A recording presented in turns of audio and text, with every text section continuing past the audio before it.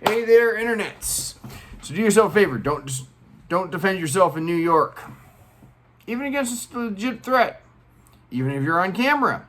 Why? Because the local district attorney, Alvin, where is his name? Alvin Bragg is gonna send you to jail and act like you're the criminal, not the victim. And so, I'll have all the links, of course, but this was discovered when I'm listening to one of the Tim Pool broadcasts today, and briefly he talked about, talking about the craziness of some of this, about how this guy is working in a bodega, which we really don't seem to have in Skagit County, but at least by that name, in a little store, and gal comes in when her EBT card doesn't clear. He took the chips from the kid that she was buying them for. Kind of a jerk way of approaching it, but saying, sorry, I can't, instead of saying, sorry, I can't sell you that. And gets her boyfriend to come back 10 minutes later, who was a repeat offender, and decides to get in the guy's face, comes behind the counter, pushes him down, grabs him by the neck, starts basically roughing him up. And then the old guy, immigrant from the Dominican Republic, became a U.S. citizen 14 years ago. Hard-working guy, kind of guy I'd want in this country. Reached in to another part of the counter, grabbed a knife, and ended up stabbing and killing the guy. Alvin Bragg is the kind of prosecutor you don't want. And so doing some looking up on him and the whole thing, and you even have the mayor of New York being a bit of a coward, and instead of just saying, look, this is clear-cut self-defense, you have it on video, says, I'm standing up for these people that are doing that sort of thing. I can't see how you can call this a murder charge. So I probably wouldn't be the right guy to have on that jury, especially if you're the prosecutor. The guy charged, his name is Jose Alba, and of course, GoFundMe will let you, if you have the right political leanings, raise money for your defense in a criminal case. In other cases, don't you dare. They'll just delete your page, which happened to this guy. So I don't know if there's a place to donate to this guy's defense, but he's in Rikers Island on $500,000 bail for defending himself.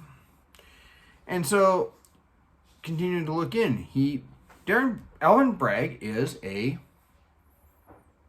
outright a Soros-backed prosecutor. For those that don't know, George Soros has decided to fund politics a lot of times to go after Trump, and this guy is very vigorously going after Trump, but had a whole memo which will also be linked. But there's in the link from the Capital Research Center, Living Room Pundit's Guide to Soros District Attorneys. He does include, roll down here to near the bottom, maybe halfway through, right between Raul Torres of Bernalillo County in near Albuquerque, New Mexico, and David Clegg of Ulster County in New York. Alvin Bragg, one of Soros' newest DAs. This is by Parker Thayer at the Capital Research Institute. One of Soros' newest DAs, Bragg was elected in 2021 as the DA of Manhattan, largely thanks to approximately $1.1 million given by Soros that year to groups supporting Bragg. Even though Bragg has barely been in office, his tenure has been shaped by disaster. After Bragg released a memo stating that his office would not be seeking prison sentences for crimes such as armed robbery and drug dealing and burglary. More than 9 prosecutors in Manhattan quit. And of course, he's vigorously going after Trump. So, I don't know why people vote for these guys, honestly.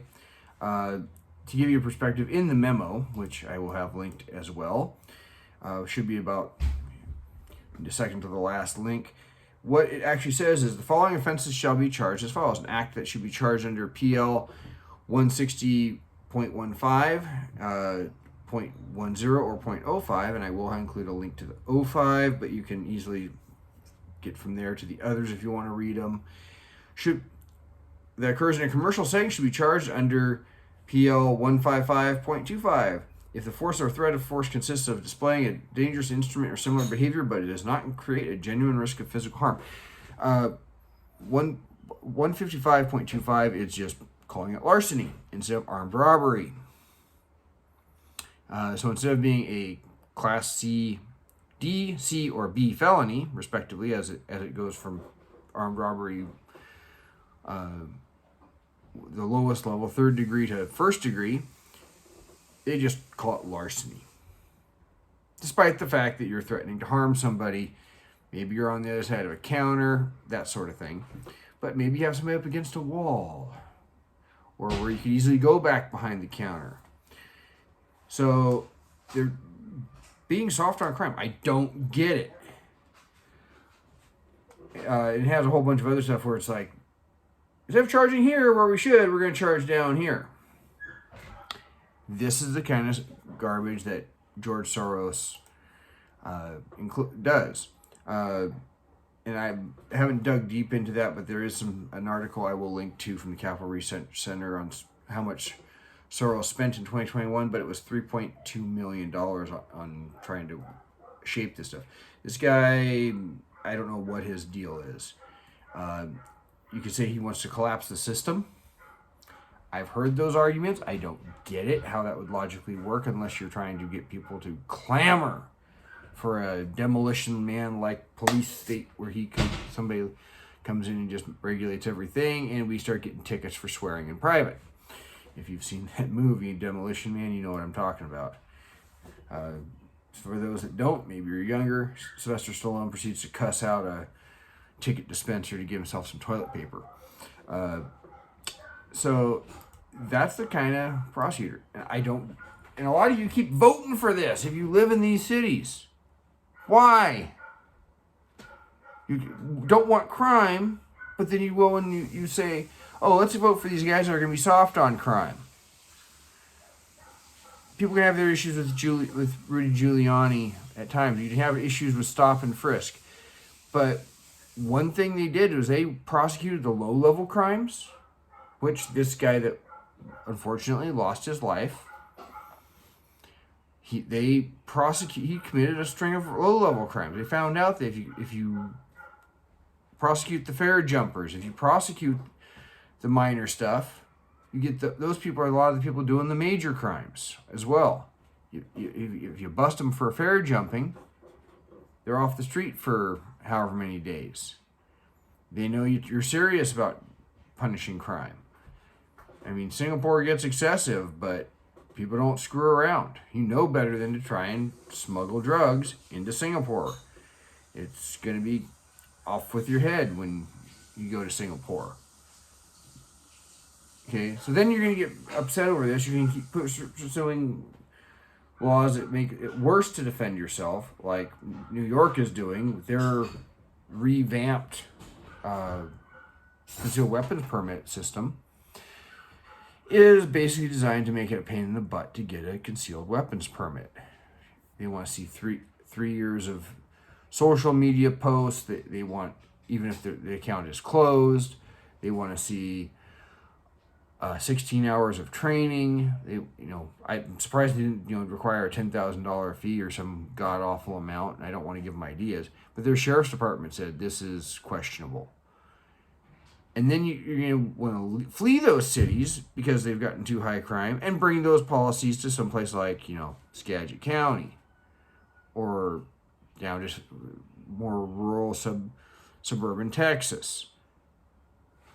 And you know what? All of us that are not living with those policies don't want them. If you're not going to change the way you vote, don't come here. But this prosecutor, he needs to go. Apparently it is it is an elected position, but there's some way governors can do stuff to remove a guy like that. And all the Republican candidates are absolutely saying this guy needs to go. And so don't vote for D's if you want to keep this stuff going on. I unfortunately don't know how to contribute to this guy's defense. If I ever find out about it, I'll post it on Facebook. But yeah, stop voting for these guys if you want this stuff to stop. I mean, just shoplifting alone. They won't prosecute shoplifting. So now you get people that get arrested 100 times. They won't prosecute, get put right back out on the street, and they do it again. And some of them have even admitted they're just professional shoplifters. Oh, I need a new coat. Shoplifted. Want a video game? Shoplifted. Want a soda tomorrow? Shoplifted. Because they know there's nothing that's going to get done to them. And that means that all these other places have to, one, charge us more. Two, they have to put some stuff locked up. Got news for you. Want to know why baby formula in some places is locked up? It's not because they're trying to keep people from stealing it because they're poor. If you're poor enough to not be able to afford it, you're probably poor enough to get WIC, which will pay for your formula. It's because unscrupulous people will buy black market formula that's been stolen from someplace else. Okay. All of this stuff, it's not a victimless crime. I have a brother who has a store. He's had people shoplift. Not a big problem because it's kind of obvious when someone's hiding a comic book. But he's had to post videos of, hey, if anyone knows who this person is, they were shoplifting today. One person distracted them. The person shoplifted, or they find an empty box. At my former employer, I saw plenty of evidence of shoplifting. I have even found one time, go back to pull a bunch of fencing parts, and here's a bunch of kitchen faucets all in a cart out by the fencing stuff. Called loss prevention manager, said, yeah, they were staging that to wait till it was busy at the garden register to take it out the door. And they used to have a program where they would reward employees for what they call a recovery without detention, and I was the last person to get one of those. It was a nice $100 shot in the arm, just that recovery. But he had to fight for that, and I still appreciate Jerry doing that. But shoplifting is not a victimless crime. People aren't shoplifting because they can't afford food. There's so many programs out there to feed the poor and the hungry, plus private charities. That's not why they're shoplifting. They're drug addicts. They're a criminal element in our society. And you prosecute that stuff, people quit. So this guy needs to go because apparently, New York doesn't have time and effort to prosecute real crimes, and they want to prosecute people who defend themselves. And, and they'll prosecute a person if you're just a gun owner traveling at the airport and your flight gets delayed. Checked your gun when you got on the plane and wherever, and you go through the New York airports. They will wait till you go pick up your gun because you have to stay the night in a hotel and arrest you for it, or they'll get you when you go to check it the right way the next day and say for not having a licensed firearm, despite the Firearm Owners Protection Act that's supposed to prevent that. They have time for those prosecutions. They don't have time to prosecute real crimes. So, you guys all have a good one, and we'll see you later.